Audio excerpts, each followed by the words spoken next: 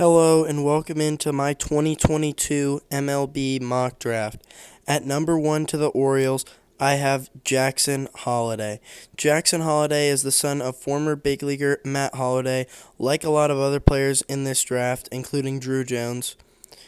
Holliday has elite bat-to-ball skills and is a 5-tool shortstop. The Orioles have connections with Matt Holliday, which would be a reason for them to go to Jackson with the number 1 pick. Jackson is going to be a cheaper prospect at the number 1 slot, as he is projected to go somewhere in the top 5, but not guaranteed that number 1, and he is not hunting money. I think he would rather be the number 1 pick. At the number 2 spot, the Diamondbacks have said they love Druw Jones as a prospect, which is why I have Druw Jones going to the D-backs at 2. The D-backs have a bunch of outfielders, including Alek Thomas and Corbin Carroll, and I think they would love to add to that group with Druw Jones, an elite prospect. Along with this elite bat comes the best defensive player in the class. Jones provides elite defense out in center with an elite arm. He could play shortstop, but any team that takes him would rather keep him in the outfield.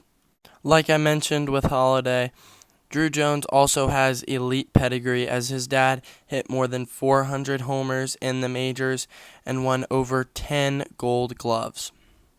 Next up, with the Rangers pick, I project that they will go with Brooks Lee from Cal Poly University. Lee is a switch-hitting shortstop that could definitely fit into the Rangers organization, possibly at third base, or if Corey Seager moves over to third, he could definitely be the shortstop of the future for this Rangers team. Per MLB.com, Lee ranks as a 65 hit tool, which will be the hit for contact tool, and a 55 power, which means he's going to be an elite hitter. They have him as a 60 overall with his grade on a 20 to 80 scale, which is certainly elite. Lee seems to be a can't-miss prospect, as he has hit at the college ranks consistently. If Lee does not go here to the Rangers, expect him possibly to fall to another team looking for a college bat, such as the Marlins or the Cubs. I think Lee will certainly pan out as a stud in the major leagues. Next up is the Pirates, and I think Termarr Johnson is a great fit with that organization. They're definitely looking for someone to pair up with O'Neal Cruz in the middle infield, and I think Termarr Johnson is the perfect guy. The best raw hitter in this class, a second baseman out of Mays High School. I think he has more potential as a hitter than anyone else in this class. I could certainly see him going with the number 1 pick, but he is a 5'9" second baseman, which is not considered to be as valuable as a shortstop or a center fielder. The Pirates' selection at this spot will definitely be a big banger. Jacob Berry is going to the Nationals. After an electric 2021 season, he followed up with a strong campaign this year in 2022 with LSU, and I think he is going to be a consistent bat all through the minors, and I think he'll work his way up quickly to the majors. He is a third base, corner outfield type guy with a 60 hit tool and a 65 power tool. He is certainly going to mash, and that's why I think he will quickly progress through the Nationals organization.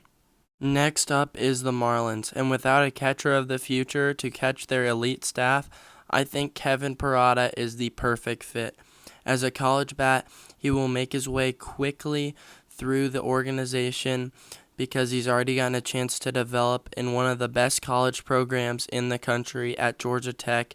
And with Parada's power, I think he will be a big basher in the middle of an upcoming Marlins lineup. Parada alongside Chisholm will inject life into a Marlins lineup during a pitching-first rebuild. At the number 7 pick, it is known that the Cubs love Cam Collier, a 17-year-old out of Chipola Junior College. He took his GAD to get out of high school early, and after 1 year at Chipola Junior College, he is going to be ready for the draft. Collier can certainly hit, as He is hitting at a level well above his age, as he is a college hitter at the age of 17. He's a lot like Bryce Harper in the way that he skipped his last year of high school just to make it up earlier in the MLB draft, and I think he could pan out a lot like Bryce Harper and be an MVP candidate each and every year. Next up to the Twins is Elijah Green. Green has elite power, son of former Pro Bowl tight end Eric Green. He is very powerful. He has some of the biggest potential in this draft and could end up being the best player, but he could also bust due to his strikeout problem. He's been getting blown away by the fastball up. He has elite speed and will be able to cover lots of ground in the outfield, though. The Twins have taken a player similar to Green before in Byron Buxton, but will Green be able to pan out just like Byron Buxton? Next up, I think the Royals are going to select Gavin Cross, an outfielder out of Virginia Tech. With their ability to develop bats, I think Cross will be a great fit in Kansas City. Cross is an electric player that I think would fit right into that Kansas City lineup with guys like Bobby Witt and Vinny Pasquantino. Cross has played well with Virginia Tech, and I think he's definitely ready for the professional ranks after tearing up the college ranks for multiple years. Next up, I think that Brock Porter is going to be going to the Rockies. The Rockies certainly need pitching, as pitching definitely struggles in Coors Field, so why not take an absolute stud of an arm that could pan out to be a Cy Young contender. Porter sits 94 to 97 and touches 100 with his fastball. That pairs with a developing changeup with amazing arm side run and a nasty slider.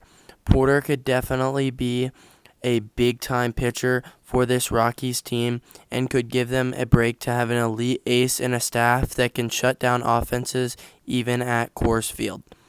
Thanks for watching this top 10 mock draft video. If you would like to see my 11 to 20 picks, get this video 100 likes.